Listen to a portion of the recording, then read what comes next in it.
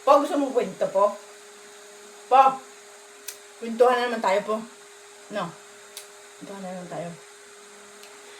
Mayroong isang imbitahan nila yung pare.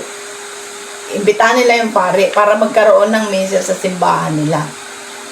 Ngayon po, ang ginawa nila po, yung pare, gabi pa lang po, kinausap niya na yung mga nandoon, yung mga constituents na mga nagsisimba doon sa simbahan.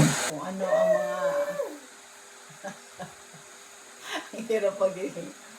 Ano nito? Tinanong niya kung ano ang mga naging mga ano sa kanilang lugar, mga ugali, ganon. Tapos,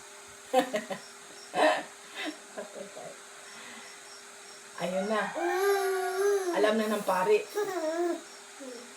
Alam na ng pari yung mga ugali. Tapos ngayon, nung gabi na, natulog na yung pari.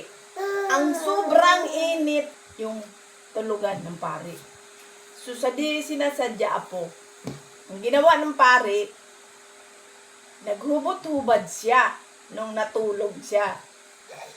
Ngayon, ang misa ay umaga. Marami ng tao po. Umaga na kasi sila kaya. Hindi.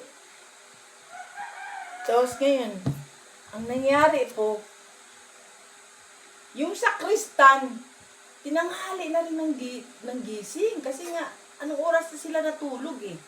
Kasi nag-enjoy sila eh. Bispiras ng piyesta eh.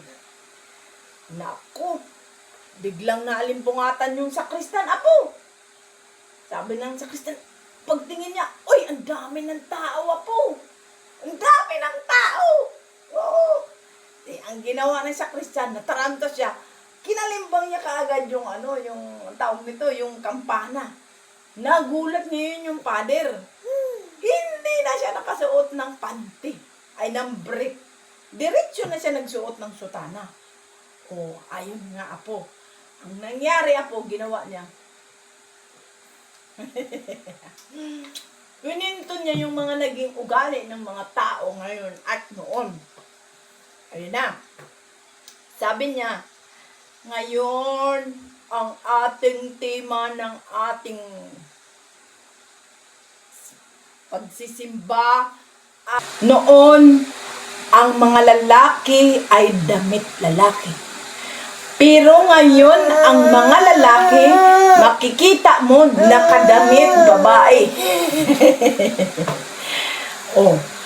Ang mga babae naman nung araw, mahahaba ang damit, sabi niya. Pero ngayon, ang mga babae, nakamaigsi na, nakikita na yung kanilang mga kuyukot. Hindi kayo tumulad sa akin na nakasutana, nakapantalon. Pagtaas niyang ganun mga apo eh.